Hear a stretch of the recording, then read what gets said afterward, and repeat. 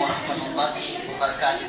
Waalaikumsalam warahmatullahi wabarakatuh. Pagi hari ini kita terlebih dahulu Bapak Syekh Pendidikan Dunia. Yang pertama, ini Firda Bung Lestari.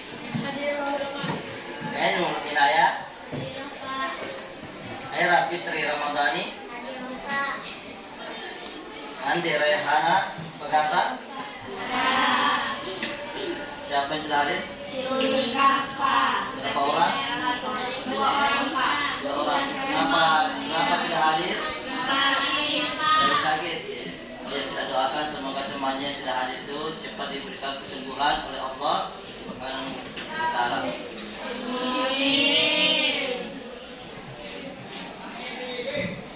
Baiklah sekalian, sebelum kita memulai pembelajaran kita pada hari ini, terlebih dahulu mari kita berdoa kepada Allah Subhanahu wa taala supaya ilmu yang kita pelajari hari ini diberikan berkah oleh Allah Subhanahu wa taala. Silakan kita bebas dipimpin doa.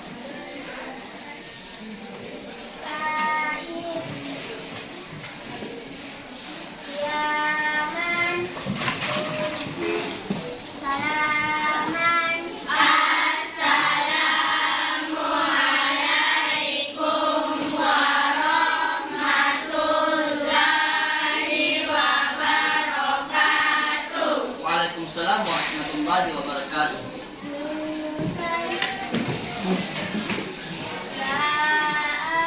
Bismillahirrahmanirrahim. Rabbi zidni ilman warzuqni fahman. Amin.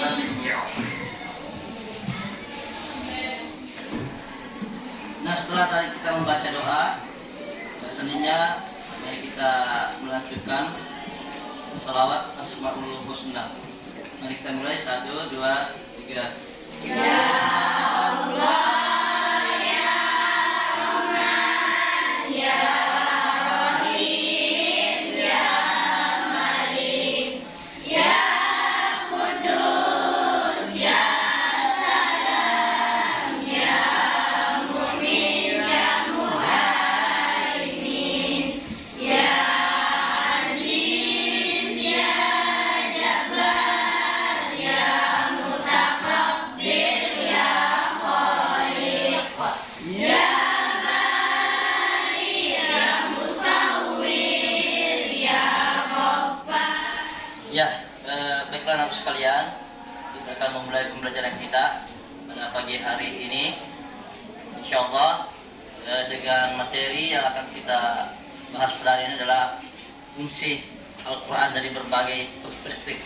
Jadi fungsi Al-Quran itu ada secara umum, ada secara agama, dan ada berdasarkan pendidikan.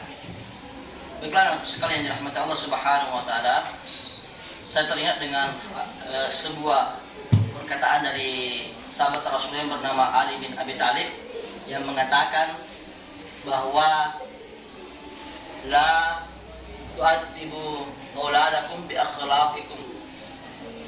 Jadi Ali bin Abi Thalib pernah berkata bahwa jangan jangan kalian mendidik anak kalian sesuai dengan akhlak kalian sekarang ini.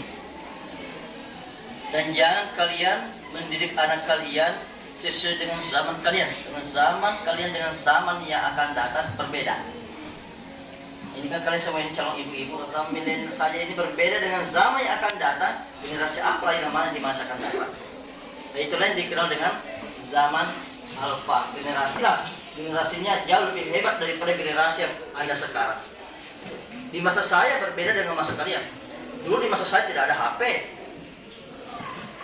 Pas orang punya HP komek-komek yang layar kuning, wah itu termasuk keren sudah. Tidak pernah terbayang dulu bahwa akan ada nanti muncul namanya Android. Tidak pernah terbayang bahwa kita bisa berbicara dengan orang jauh seperti kita berdekatan. Nah, itulah yang dimaksud dengan Android sekarang. Makanya Ali bin Abi Thalib pesankan kepada kita, walaupun ada mengatakan bahwa ini adalah hadis, tapi ini adalah perkataan sahabat Rasulullah bahwa didiklah generasi kalian, intinya adalah generasi juga seperti zaman kalian, karena zamannya kalian dengan zamannya dia akan berbeda. Nah, baiklah anak sekalian yang dirahmati Allah Subhanahu wa taala, kita memasuki materi kita, yaitu fungsi Al-Qur'an dalam Islam. Namun sebelum kita membahas ini, fungsi Al-Qur'an dalam Islam, maka kita akan mencoba kembali mengingat pembelajaran kita pada pekan lalu, yaitu pengertian Al-Quran dan nama lain Al-Quran. Ada yang masih ingat tidak apa pengertian Al-Quran? Coba siapa yang bisa memberikan penjelasan sesuai kemampuan Anda. Al-Quran silakan. Al-Quran adalah firman Allah yang diwahyukan kepada Nabi Muhammad melalui perantara malaikat Jibril. Bagus, itu fungsi Al-Quran. Nah, silakan kalian amati fungsi Al-Quran tersebut. Yang pertama, secara umum ini ya, sebagai sumber ajaran hukum Islam yang utama. Jadi fungsi utama Al-Quran secara umum adalah sebagai sumber ajaran atau sumber hukum Islam yang pertama. Karena yang kedua itu adalah hadis. Nah, kemudian sebagai konfirmasi dan informasi terhadap hal-hal yang itu kan tidak mungkin. Al-Quran telah menjelaskan semua itu. Kemudian petunjuk hidup manusia ke jalan yang lurus tentang berbagai hal. Kalau Anda ingin lurus di dalam berbagai hal kehidupan Anda, maka bacalah Al-Quran, pelajarilah Al-Quran. Karena Al-Quran sebagai petunjuk.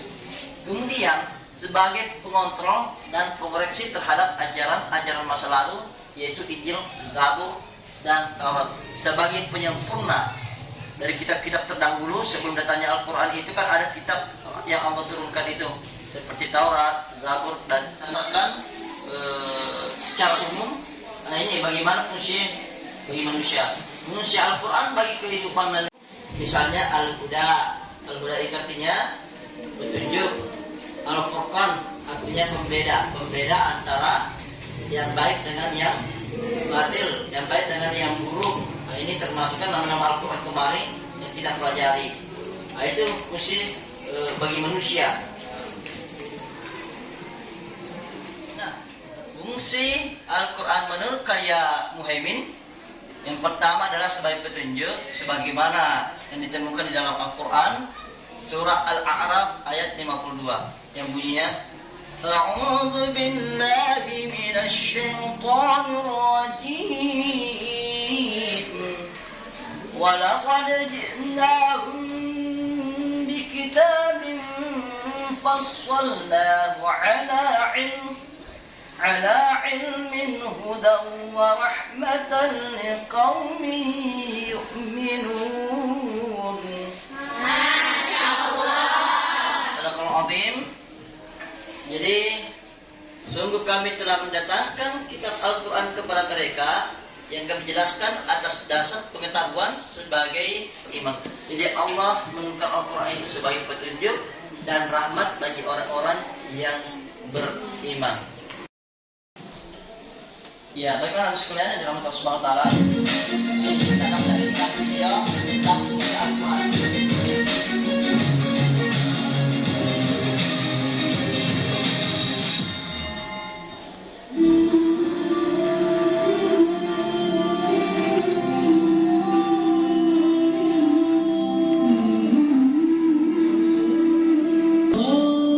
Assalamualaikum warahmatullahi wabarakatuh. Halo teman-teman semua, jumpa lagi di channel YouTube Falah Official. Apa kabar teman-teman semua? Mudah-mudahan kalian semua dalam keadaan siap. Oke teman-temanku semua, di kesempatan kali ini saya akan membahas tentang fungsi Al-Quran dalam kehidupan sehari-hari. Sebelum kita membahas lebih jauh lagi, kalian jangan lupa subscribe, belasan adalah bacaan atau yang dibaca. Kemudian menurut istilah, pengertian Al-Quran adalah kalam Allah Subhanahu wa taala yang diturunkan kepada Nabi Muhammad SAW. Al-Quran diturunkan melalui malaikat Jibril yang dihimpun dari mushaf yang merupakan mukjizat Nabi Muhammad SAW. Kemudian teman-teman semua,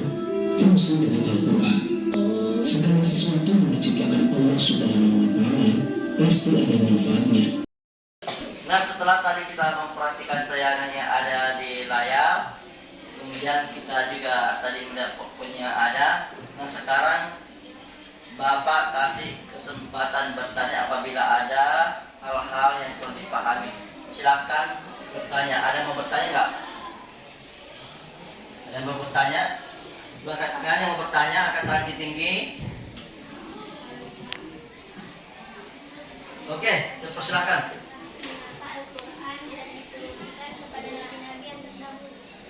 Mengapa Al-Quran tidak diturunkan kepada nabi-nabi terdahulu? Bagus ya pertanyaannya. Jadi jujur saya sendiri ini agak bingung menjawabnya karena saya belum hidup di masa Nabi. Tapi biarlah saya coba memberikan jawaban sementara. Anda nanti bisa mencari di internet ya apa jawabannya sebenarnya. Menurut pemahaman saya, kenapa Al-Quran tidak diturunkan kepada nabi-nabi terdahulu? Karena Al-Quran itu Allah turunkan khusus kepada Rasulullah SAW, Nabi Muhammad SAW. Sehingga pernah kita melihat ada akidah Al-Quran yang mengatakan bahwa kalamullah, perkataan Allah Subhanahu wa taala, al-munazzil li Rasulullah SAW melalui malaikat Jibril. Nah, ini yang pernah kita lihat. Jadi ada banyak pengertian Al-Quran. Jadi kenapa ini akan menjawab ya? Kenapa Al-Quran diturunkan kepada Rasulullah SAW bukan kepada nabi-nabi terdahulu? Karena Al-Quran itu min lauhil mahfuz, sudah Allah atur di dalam alam lauhil mahfuz. Alam yang kita tidak tahu di mana itu lauhil mahfuz, Allah sudah atur itu. Kemudian ila Baitul Izzah, kemudian ke Baitul Izzah, dan setelah dari Baitul Izzah baru Al-Quran kepada Nabi Muhammad SAW. Ini alasannya kenapa tidak diturunkan kepada nabi-nabi terdahulu. Ya, setelah tadi kita menyaksikan video tentang fungsi Al-Quran, begitu juga dengan poin-poin yang kita lihat di layar.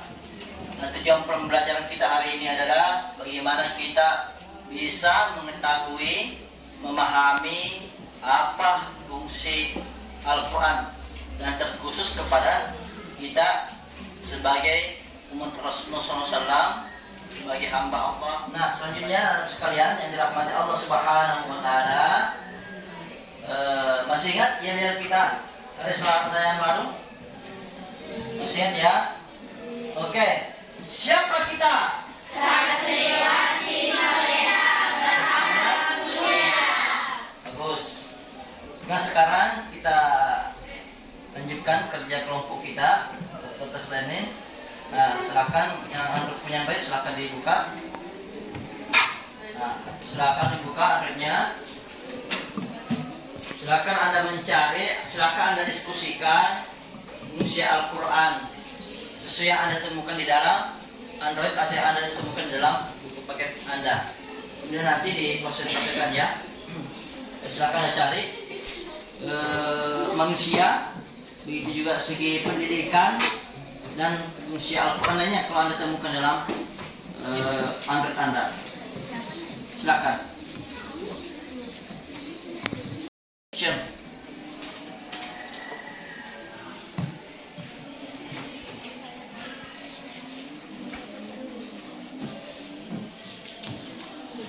Silakan cari fungsi Al-Quran menurut ilmu pengetahuan, fungsi Al-Quran bagi manusia dan fungsi Al-Quran lainnya. Nah sekalian yang dirahmati Allah Subhanahu wa taala, setelah kita tadi sudah mendiskusikan, sudah mencari di internet fungsi-fungsi Al-Quran, nah sekarang saatnya kita presentasikan. Yang pertama saya kasih kesempatan dulu kepada kelompok 1. Silakan. Silakan dipresentasikan hasil penuhnya mengenai fungsi Al-Quran. Assalamualaikum warahmatullahi wabarakatuh. Waalaikumsalam warahmatullahi wabarakatuh. Saya akan mempresentasikan hasil diskusi kelompok 1. Fungsi Al-Quran bagi kehidupan manusia yaitu sebagai petunjuk jalan yang lurus, merupakan mukjizat bagi Nabi Muhammad SAW, menjelaskan kepribadian manusia, merupakan penyempurna bagi kitab-kitab sebelumnya, menjelaskan masalah yang pernah diperselisihkan umat sebelumnya. Al-Quran memantapkan iman Islam, tuntunan dan hukum untuk menjalani kehidupan. Sekian dari saya. Assalamualaikum warahmatullahi wabarakatuh. Waalaikumsalam warahmatullahi wabarakatuh. Silakan lanjutkan kelompok 2. Assalamualaikum warahmatullahi wabarakatuh. Waalaikumsalam warahmatullahi wabarakatuh. Saya perwakilan dari kelompok 2 akan mempresentasikan hasil diskusi kami. Fungsi Al-Quran sebagai sumber ilmu ada 6, yaitu 1. Ilmu tauhid, 2. Ilmu hukum, 3. Ilmu tasawuf, 4. Ilmu filsafat Islam, 5. Ilmu sejarah Islam, dan 6. Ilmu pendidikan. Sekian dari saya. Assalamualaikum warahmatullahi wabarakatuh. Presentasikan hasil penemuannya mengenai fungsi Al-Quran.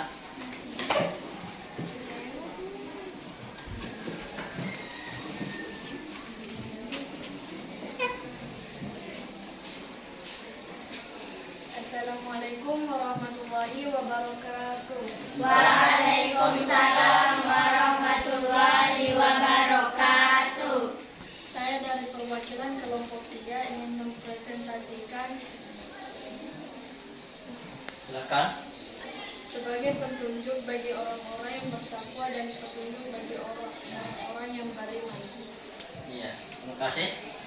Assalamualaikum warahmatullahi wabarakatuh. Silakan. Waalaikumsalam warahmatullahi wabarakatuh. Tadi hasil penemuan kita mengenai fungsi Al-Quran, ternyata fungsi Al-Quran itu ditemukan oleh Anda itu ternyata banyak ya. Jadi insya Allah tinggal bagaimana kita mengimplementasikan, mengaplikasikan dalam kehidupan sehari-hari kita. Insya Allah kalau kita fungsikan Al-Quran di dalam kehidupan kita, kita akan mendapatkan jalan keselamatan di dunia, begitu juga di akhirat kelak insya Allah. Amin. Amin ya rabbal alamin. Baik anak sekalian yang dirahmati Allah Subhanahu wa taala. Jadi tadi kita sudah mendengarkan fungsi-fungsi Al-Quran. Sekarang ini Bapak lagi kasih pertanyaan ya, angkat tangan yang bisa menjawab. Ya. Pertanyaannya sederhana sekali. Berapakah jumlah kitab samawi yang diturunkan oleh Allah Subhanahu wa taala di muka bumi? Ada yang bisa jawab? Silakan angkat tangan. Siap? Iya. Silakan yang menjawab, silakan. Iya. Ada berapa?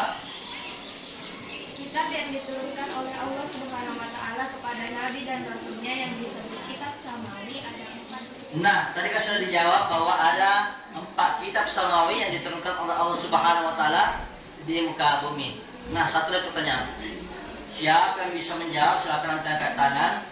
Kitab apa saja kah 4 kitab tersebut yang diturunkan oleh Allah Subhanahu wa taala yang disebut kitab samawi dan diturunkan kepada siapa? Siapa yang bisa jawab? Silakan angkat tangan. Ya. Oke, silakan. Keempat kitab tersebut adalah Taurat Nabi Musa alaihissalam, Zabur Nabi Daud alaihissalam, Injil Nabi Isa alaihissalam, dan Al-Quran Nabi Muhammad sallallahu alaihi wasallam. Ya, bagus. Jadi keempat kitab tersebut sudah disampaikan teman tadi ya, ada 4. Ya. Baiklah, anak sekalian dirahmati Allah Subhanahu wa taala. Ya, sekalian, sebelum kita menutup materi kita pada hari ini, Bapak akan memberikan lembar kerja. Nah, silakan dikerjakan. Ya.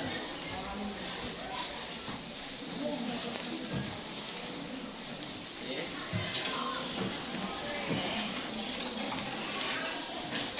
Silakan dibagi.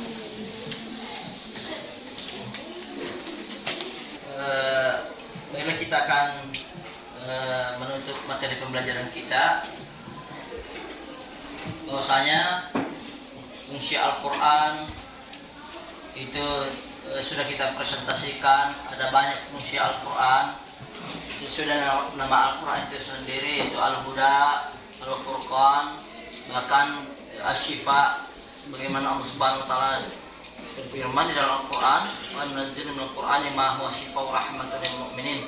Tidaklah Allah turunkan Al-Quran itu sebagai kecuali sebagai penyembuh, sebagai obat bagi orang yang beriman, sebagai rahmat bagi orang yang beriman. Dan insya Allah hari Selasa akan datang kita akan membahas materi kita tentang hadis, apa yang dimaksud dengan hadis, kemudian apa fungsi hadis terhadap Al-Quran atau fungsi hadis bagi ajaran Islam. Jadi insya Allah materi yang kita akan selesaikan minggu depan adalah masalah hadis dan fungsi hadis. Demikianlah anak-anakku sekalian dirahmati Allah Subhanahu wa taala, pertemuan kita untuk hari ini.